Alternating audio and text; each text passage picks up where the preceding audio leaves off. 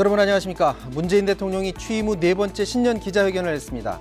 엄중한 코로나 상황을 반영해서 방역 질문 시간이 있었지만 기자들은 코로나 질문 대신 사회, 경제 분야 질문을 주로 하기도 했습니다. 국민들이 궁금해하는 질문이 나왔는지, 대통령은 어떤 대답을 내놨는지 먼저 살펴보겠습니다. 사사건건 시작합니다.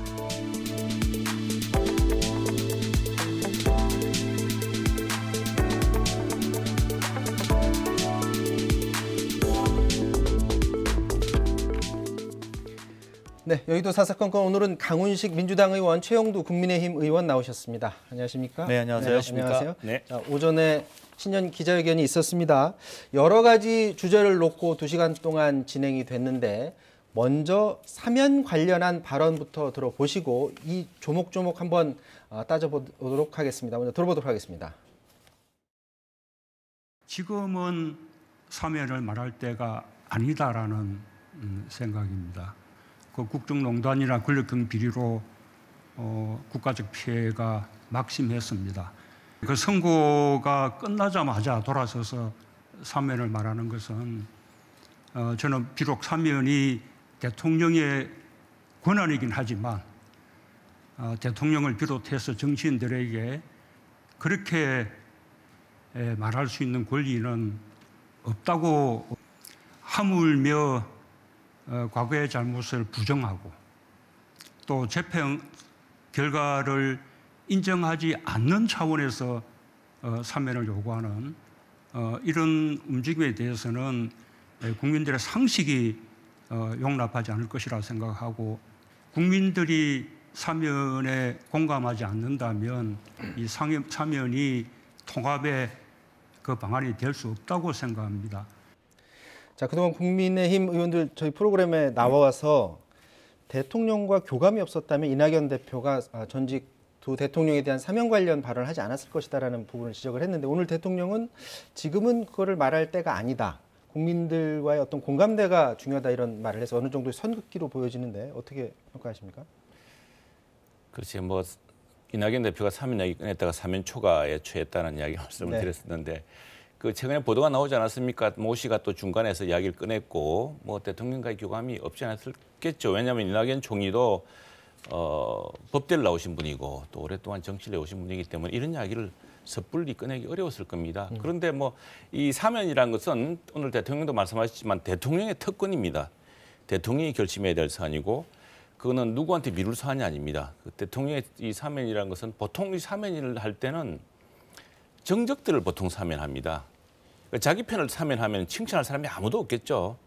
그래서 이전에 그 대통령들, 미국 대통령들 보면 마지막에 이번에도 트럼프가 자기 편 식구들 비위로 막 구속된 사람들, 이런 사람들을 사면해 주면 그게 무슨 국민 통합이겠습니까? 원래 사면이라는 것은 정적들, 자기 지지자들이 극렬한 반대를 받고 있는 사람들을 해주는 게 사면입니다. 그 대통령의 정권상이고 저희들이 볼 때는 오랫동안 이건 국민 통합을 위해서 더욱이 그 고령이고 다 이제 70대입니다. 70대고 전직 대통령 내란죄 이런 걸로 해서 구속됐던 분들도 한 2, 3년 만에 다 대통령이 새로 뽑히면서 해줬기 때문에 그런 큰 통합을 발휘해야 된다는 게 생각인데, 대통령이 저렇게 선을 끊고 나서시면은 이제 대통령이 결단하셔야 될 문제만 남았다고 봅니다. 대통령이 결단해야 된다라는 말씀하셨고요.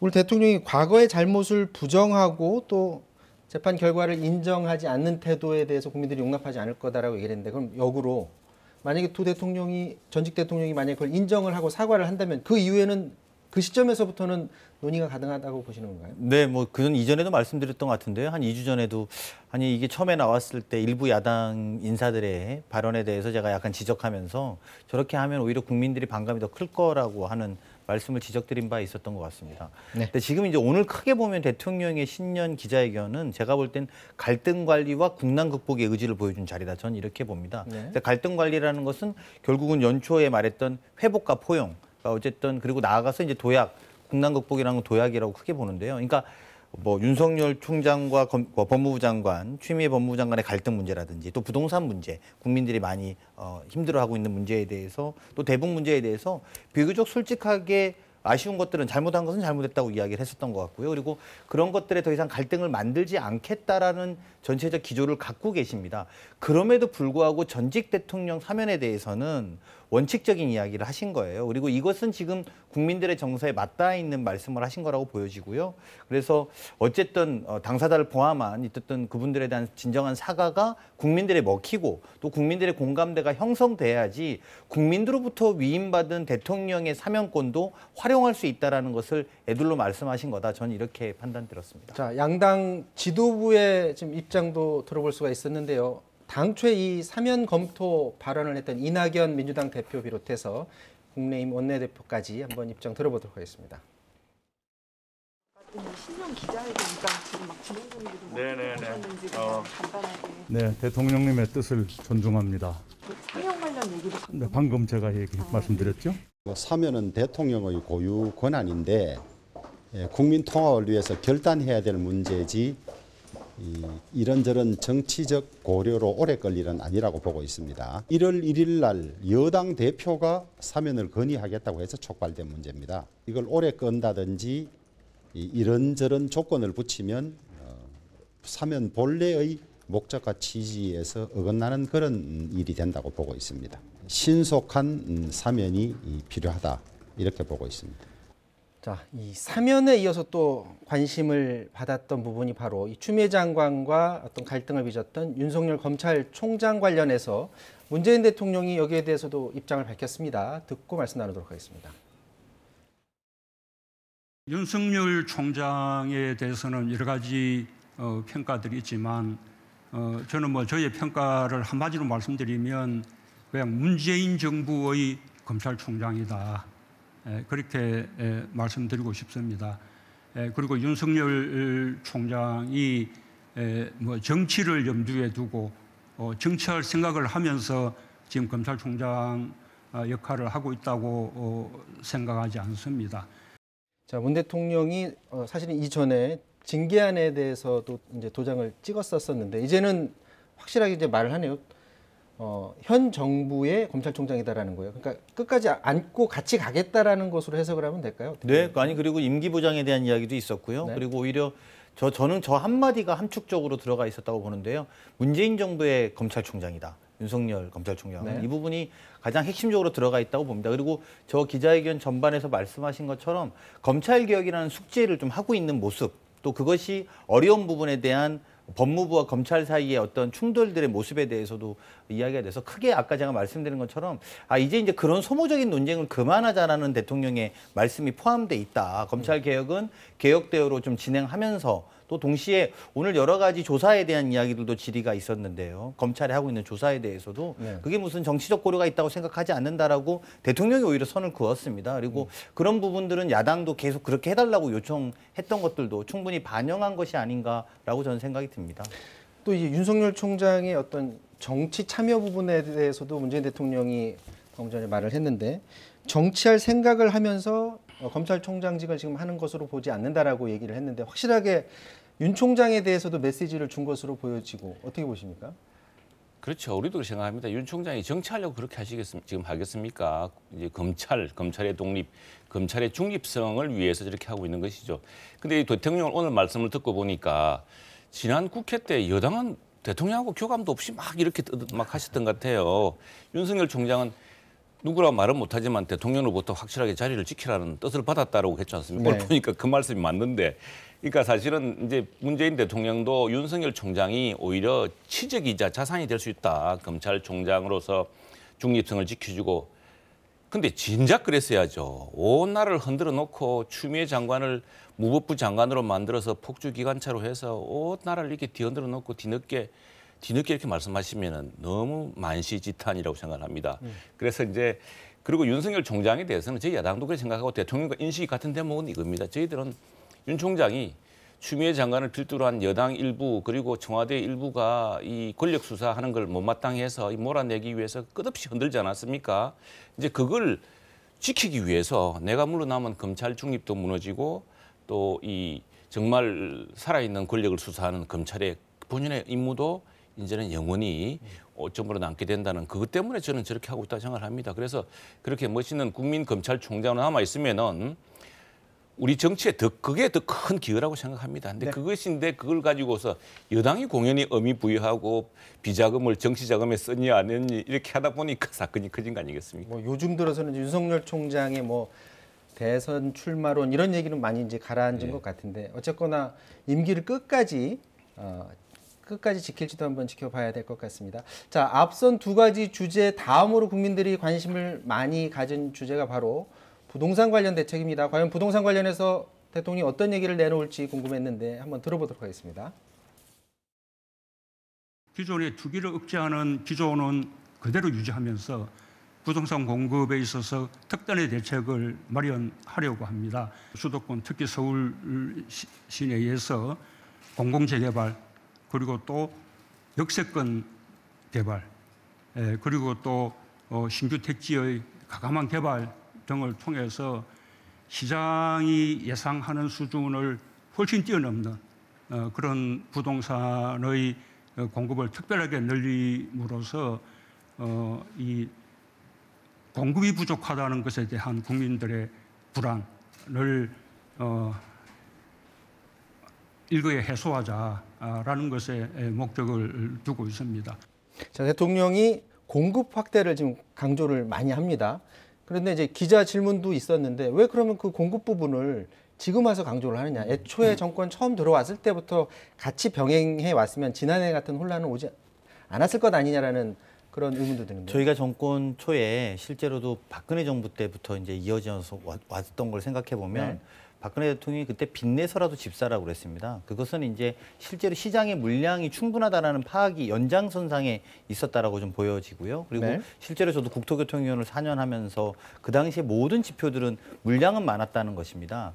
근데 그럼에도 그래서 이제 한 축으로 투기 물량을 잘 막으면 주택 공급이 원활하게 됐을 거라고 판단했던 지점이 있는 것이죠. 근데 네. 이제 그것이 본질이 아니라 사실이 좀 드러났더니 인구가 감소했음에도 불구하고 61만 세대의 세대수가 증가했습니다. 이건 무슨 말이냐면 소위 말하면 4인 가족을 저희가 어렸을 때 핵가족화라고 왜 대가족이 아니라 핵가족화됐다 이러면서 4인 가족을 기준으로 만들었는데 지금은 1, 2인 가족들이 세대수가 굉장히 많이 늘어난 겁니다. 그래서 인구는 늘어나고 소위 1인이나 2인 가구들이 늘어난 것이죠. 그래서 공급 물량이 줄어든 건 그러니까 공급 물량이 필요하게 된 건 사실입니다. 그래서 그런 측면에 대해서 이제 지금이라도 좀 지어 나가고 또 앞으로도 준비하겠다는 이야기고요. 정부 초반에는 아까 말씀드린 것처럼 박근혜 정부 연장선상에서 빚내서라도 집 사라. 즉 집의 물량이 너무 많다라는 판단의 인식들이 저간에 있었다라는 것을 다시 한번 확인하는 대목이다 봅니다. 지금 공급 확대 부분은 사실 국민의힘에서도 줄기차게 주장해 왔었던 맞습니다. 부분인데 네. 지금 공급을 만약에 활성화시킨다 하더라도 실제로 이제 지어지는 게 몇 년이 걸리지 않습니까? 그렇다면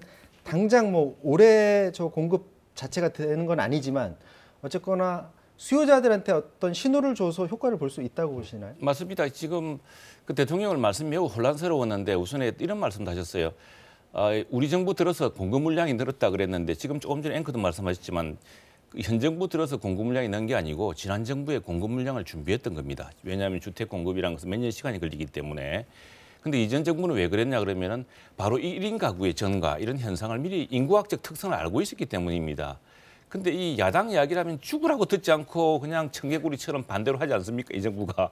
그리고 아니 저는 느꼈는데 이 저 대통령께서 경제부장하고도 많이 만나서 간담회도 하시고 이랬으면은 이런 좀 부정확한 인식이 안 생겼을 것 같은데 왜냐하면은 사람들이 지금 대한민국 서울에요 집이 적습니다. 그 인구수보다 가구수보다.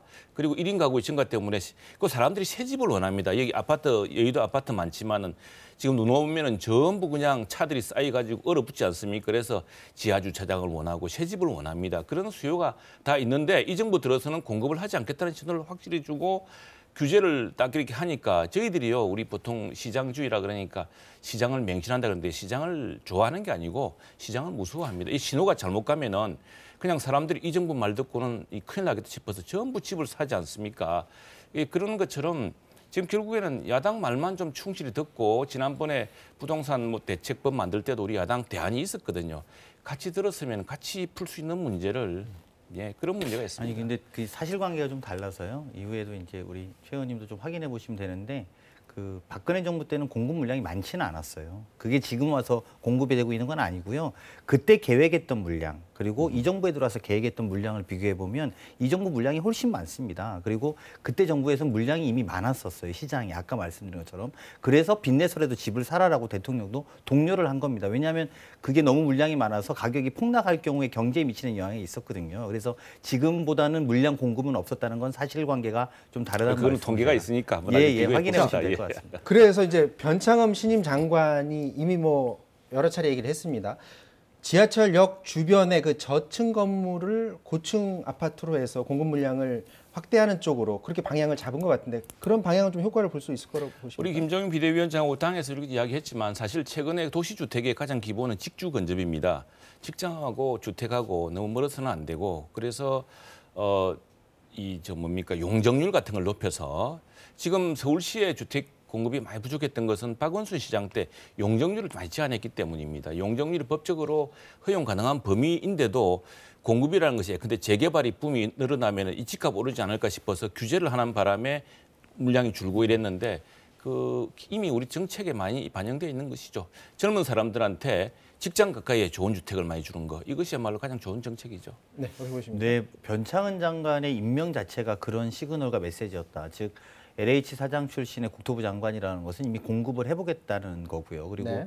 뭐 SH의 사장도 했고 LH 사장도 했고 이래서 여러 공급책을 준비해왔던 변창흠 국토부 장관이 저는 뭐 방향성도 크게 공감하고요. 그리고 오늘 좀 기대를 초과하는 물량을 좀 제공하지 않을까라는 생각도 그래서 아무튼 설 전에 발표한다고 하니까 그 발표를 우리가 예의주시할 필요가 있겠다 생각이 들었습니다. 네.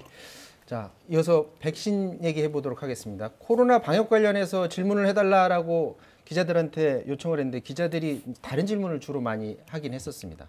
어쨌거나 백신 관련해서 대통령이 말을 했는데 그동안 나왔던 내용과는 큰 다른 사항은 없었습니다. 그러니까 2월부터 백신 접종 시작해서 11월까지 모두 마치도록 하겠다.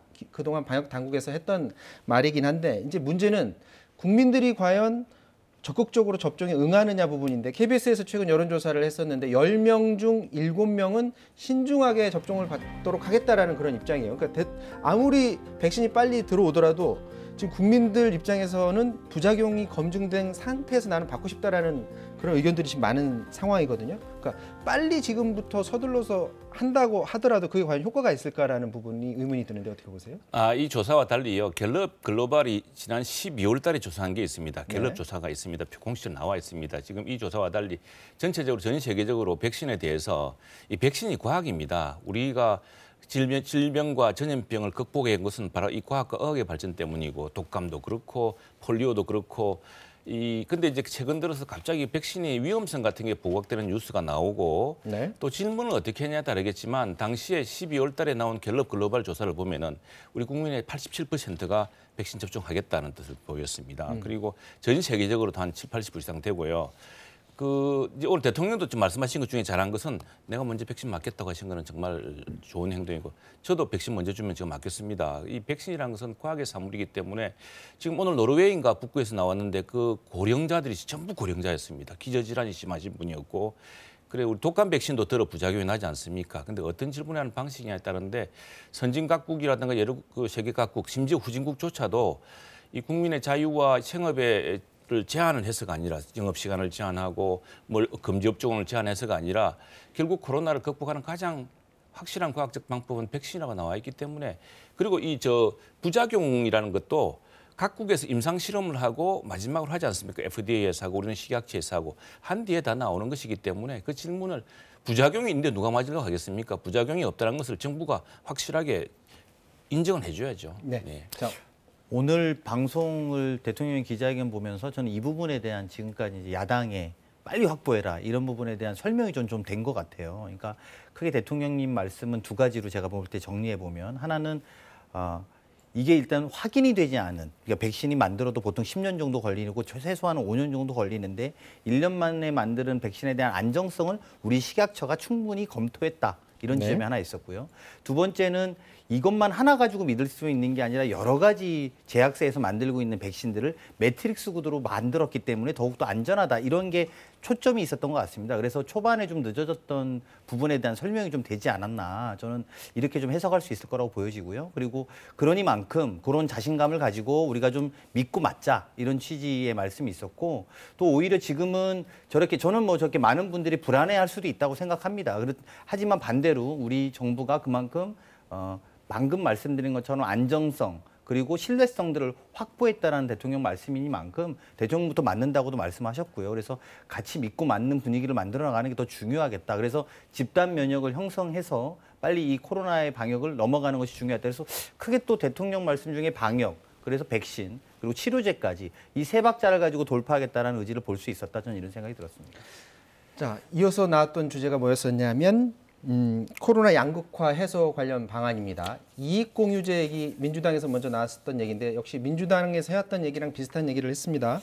기업의 자발적 참여가 중요하다 이런 말을 했고요. 그리고 이제 4차 재난지원금 관련해서는 4차 재난지원금을 지금 이걸 검토할 단계는 아니지만 지자체 차원에서 어떤 보완적 지원 이런 것들은 충분히 검토할 수 있다라는 얘기를 했는데 이제 이 부분이 이재명 경기도지사가 이제 4차 재난지원금 얘기를 적극적으로 얘기를 하고 있는데 어떻게 보면 이재명 지사로서는 지금 하더라도 대통령이 봤을 때는 자치단체에서 선제적으로 하는 것은 문제 없다라고 얘기를 했으니까 충분히 경기도가 뭐 4차 재난지원금을 먼저 하더라도 문제가 없다라는 그런 입장을 밝힌 것으로 해석도 되는데 거기에 대해서 네, 저도 그렇게 생각이 들고요. 그러니까 대통령께서 이재명 지사가 경기도 차원에서 하는 것은 할 수 있다라고 보고 네. 지금 다만 우리가 4차 재난지원금을 논의할 때는 아니다. 즉 3차 재난지원금이 아직 다 나가지 않았고 이제 막 풀기 시작했고 또 하나는 이 신년에 새로운 국가 예산을 풀기 시작했기 때문에 이런 부분에 대한 것들을 좀 중심으로 봐달라고 말씀을 하셨고요. 이어서 만약에 4차 재난지원금을 한다고 하더라도 이것은 추경이라든지 또 국가 재정의 문제까지도 면밀히 봐야 된다는 말씀을 거론하셨고요. 거기에 이어서 이재명 지사가 경기도를 대상으로 할 수 있는 것은 본인의 권한이라고 이야기한 것으로 판단됩니다. 오히려 이익공유제와 관련해서는 제가 좀 귀담아 들어야 되는 대목은 우리가 FTA 때 중국과 FTA 하면서 그런 일이 있었거든요. 농업 분야 FTA를 하면서 농민들이 되게 우리나라 농민들이 되게 피해를 많이 보니까 그래서 그때 당시 제조업이나 공산품을 하는 분들을 중심으로 해서 기금을 만들었던 적이 있습니다. 그래서 그 기금을 가지고 농민들을 돕는 그래서 선순환의 구조를 했던 것처럼 지금 코로나로 인해서 많이 힘들어하는 분야들이 대충 우리가 지난 시간에도 이 방송에서 이야기했습니다만 소상공인이나 자영업자들에 대해서 일부 법제화해서 예산으로 할 수 있는 건 하지만 또 어느 정도 규모 이상은 또 돕기 어려운 지점들이 있거든요. 네. 그래서 그런 분들에 대해서 돕는 것은 또 자발적으로 또 덕을 보는 분들이 그때 당시에는 한중 FTA에서 그 농산물 때문에 상대적으로 힘을 받던 분들이 기금을 만들었던 것처럼 뭐 사회적 연대 기금의 형태로 또는 이익을 공유하는 형태로 만들어서 좀 어려운 부분들을 함께 돌파해야지 국가 예산으로만 하는 것은 너무 부담이 많다라는 말씀이셨으니까요. 그것도 좀 유익 있게 들어야 된다고 생각이 듭니다. 자, 이익공유제 4차 재난지원금 어떻게 생각하십니까? 이 공유제 4차 재난지원금 이게 이제 바로 코로나 바이러스 때문에 생긴 일 아니겠습니까? 끝도 없이 지금 저희 가보면은 저희 근데 지역에 우리 시장 소상공인들이 지금 예컨대 집합 금지업종한테 300만 원 주고 200만 원 주고 하는데 왜 장사에 직격탄을 맞은 우리 상인들한테는 한 푼도 안 해주느냐, 형평성 문제, 법인 택시는 왜 50만 원만 주느냐, 끝없는 결론이 나올 것이고 이건 정말 지속되는 문제입니다. 그래서 백신 문제가 등장합니다. 백신이 경제고 백신이 민생이라는 이유가 왜 이스라엘 같은 나라, 왜 싱가포르 같은 나라 그런 강소 국가들 또 미국이라든가 우리 선진국들 특히 심지어 중국조차도 백신에 매달렸겠습니까? 지금 자꾸 그 정부는 그 백신에 대한 판단이 늦어서 왜 늦었냐 그러면 오늘 대통령께서는 무슨 백신인지도 모르시고 코백스란 말씀하셨는데 코백스라는 것은 후진국들한테 백신을 살 능력이 없는 후진국들한테 지원 프로그램으로 각국의 돈을 모아서 WHO 기금 같은 걸로 해서 이제 만들어준 일종의 백신 프로그램입니다. 배급 프로그램. 그 코백스를 2월 달에 접종하겠다라고 이야기하셨는데 그 정도로 난 우리 정치 지도자들 그리고 총리도 그러시고 이런 분들이 백신에 대해서 이 백신이 경제고 백신이 민생이라는 사실을 잘 모르시는 것 같아요. 그리고 예컨대 총리께서도 오셔가지고 그 외국 사람들한테 물어보십시오. 왜 저 싱가포르나 이런 이스라엘 같은 나라도 그렇게 한지 뭐 그 나라에 가서 물어보라고 국회의원 질문에 그렇게 답변했습니다. 근데 이제 그나마 좀 다행스러운 것은 자꾸 저희들이 그래도 백신 하니까 정부도 조금 뜨끔했는지 턴을 하고 최근에는 정경청장이 다 결정하도록 하겠다고 했습니다. 그러니까 전문가들이 결정하면 됩니다. 근데 이 뭐 대통령이나 또는 총리께서 이렇게 말씀을 하시고 난 밑에 전문가들이 할 수가 없죠. 자, 그럼 다시 이제 돌아가면 돼. 아무튼 이 코로나가 안 풀리면 끝도 없이 돈이 들어가게 됩니다. 그리고 이 형평성 문제가 계속 제기되고요. 그런데 이익공유제 이 문제는 말이 좋은데 사실은 이건 겁니다. 준조세입니다. 준조세. 세금 많이 굳었으면 그 세금으로 쓰면 되는 거지. 그리고 또 좋은 이야기를 하자면 황금알을 낳는 거위가 있으니까 저 황금알을 좀 빨리 좀 나눠 쓰자고 그 배를 가르는 것과 똑같습니다. 네. 자, 오늘 그 문재인 대통령이 뭐 여러 가지 주제를 얘기하다가 입양 얘기가 나왔습니다. 최근에 그 입양 아동을 학대하는 사건이 있었는데 이거 관련해서 말을 하다 말고 일정 기간 내 입양을 취소하거나 아니면 아이를 변경할 수 있는 방안 뭐 이런 얘기를 했습니다. 이 얘기가 나오면서 지금 굉장히 논란이 지금 일고 있는 그런 상황인데, 자, 이 발언이 단순한 말 실수로 봐야 될까 아니면 어떤 의도된 말을 잘못했을까라는 그런 생각을 하는데 어떻게 먼저 평가하십니까? 저는 그래서 대통령께서 기자들을 안 만나고 기자회견을 자주 안 하니까 이런 엉뚱한 말씀을 하시게 되는 거라고 봅니다. 사실은 이것 때문에 난리가 났습니다. 지금 우리 특히 여성계라든가 이게 사람을 무슨 바꾼다거나 이런 제도에 대해서는 이건 뭐 충분한 법률적 오해에서 비롯된 것이라고 생각을 하고요. 지금 이 정은희 사태의 문제는 그동안 여러 차례 이 부모가 이 아이를 학대한다는 신호가 있었는데 그 신호를 제대로 보호하지 못했다는 것, 그걸 잡아서 하지 못했다는 그런 문제가 중요한 핵심인데 입양제도 자체에 큰 문제가 있는 것처럼 말하는 것은 사태 본말을 전도한 것이다 생각합니다. 앞으로 이게 어떻게 진행될지를 모르겠는데 이게 자칫하다가 큰 논란으로 또 번질 가능성도 있어 보이는데 그렇게 보지 않으시나요? 네, 저는 뭐 이게 앞뒤 전후 맥락의 취지를 보면 실제로 입양 이후에 가정 내에 문제가 발생됐을 경우에 실제로 파양하는 것에 대해 사회적 비난을 두려워하는 게 입양 부모들의 공감대에 있는 이야기입니다. 이제 이런 문제들이 그래서 이제 또 뭐 혹시 그 사이에 학대가 일어나는 것은 아닌가라는 것에 대해서 사회적인 보완책이 필요하다는 취지로 저는 말씀했다고 보고요. 그런 취지로 사실은 프랑스라든지 영국이라든지 독일에서 하고 있는 사전 위탁 보호 제도의 취지를 언급하셨다. 그리고 실제로 바로 이후에 저도 지금 방금 방송 들어오기 전에 확인하니까 청와대에서도 이렇게 보충 설명을 했더라고요. 그래서 그런 취지로 말씀하셨으니까, 그리고 이게 원고 없이 이루어지다 보니까 말에 뭐 이렇게 문맥이나 이런 것들이 100% 정확하지는 못한 지점도 있었을 거라고 봅니다. 하지만 그런 것들이 오해 없이 좀 받아들여졌으면 좋겠고요. 그 사건과 그 일어났던 일에 대해서 어떤 국민이 같은 감정이지 않을 수 있겠습니까? 모두가 그 사건을 보면서 같은 감정으로 보고 있었던 것만큼 대통령도 같은 마음으로 보고 있었을 것이다. 이렇게 이해해 주셨으면 좋겠습니다. 자, 마지막으로 짧게 한마디씩만 듣고 마쳐야 될 것 같습니다. 남북 관계 관련해서도 말을 했는데 한미연합 훈련은 방어적 훈련이다라는 기존 입장, 거기에 대해서 김정은 위원장이 남쪽 답방을 희망한다라고 얘기를 했는데 북한에서 그동안 우리한테 얘기해 왔던 거는 우리나라의 대응에 따라서 자기네들 조치도 달라질 수 있다라는 그런 입장을 밝혀왔었거든요. 지금 그런 상황에서 과연 김정은 위원장이 우리나라를 답방할 상황이 올 수 있을까? 이루게 되려면 어떤 변화가 있어야 될지 짧게 좀 한마디씩 부탁드리겠습니다. 이게 뭐 개인적인 생각을 좀 전제해서 말씀드릴 수밖에 없는데요. 지금 우리 남북 관계의 가장 중요한 키 중에 하나가 미국입니다. 그리고 미국이 지금 바이든으로 교체되는 시점인데요. 그래서 사실은 이 부분에 좀 어떤 의미로 보면 저희가 좀 리딩할 수 있는 공간이 좀 있습니다. 지금 미국 내 사정이 되게 뭐라고 할까 시끄럽고 안정되지 않은 문제이기 때문에 대외 관계에 집중하지 못할 가능성이 좀 높아 보이고요. 이럴 때 우리나라 정부가 좀 주도적으로 역할을 좀 했으면 좋겠고, 그리고 북한도 거기에 꺼리낌 없이 나와서 협력하고 평화의 물꼬를 만들어서 비핵화까지 이어나가야 된다. 저는 이렇게 생각합니다. 네, 짧게만 부탁드리겠습니다. 예, 안타깝습니다. 대통령이 지금 아마 뭐 그 당사자이다 보니까 이렇게 말을 못하겠죠. 이럴 때는 사실 여당이 좀 세게 얘기해줘야 됩니다. 국회에서 다시 공동 결의를 낸다든가. 북한이 이 정도로 우리 대통령을 모욕하고 했으면요, 국회가 발끈해서 우리 대한민국 국민의 의지를 확실히 보여줘야 되는데 끝없이 지금 굴종적인 태도를 보이니까 북한이 점점 오만해져 가고 있습니다. 그렇게 해서는 남북 관계를 절대로 정상화할 수가 없습니다. 남북 관계에 대해서는 딱 분명하게 민족끼리면 민족끼리 딱 지킬 약속을 지켜야지, 약속 안 지키면서 매일 저렇게 핵 공갈과 핵 주먹을 날리는데 우리가 싹싹 빈다고 되겠습니까? 자, 지금 뭐 워낙에 여러 가지 주제로 대통령이 신년 기자회견을 해서 좀 급하게 주제를 넘어왔습니다. 자, 문재인 대통령의 기자회견 발언 중심으로 두 의원의 의견 들어봤습니다. 지금까지 최영두 강훈식 의원과 말씀 나눴습니다. 고맙습니다.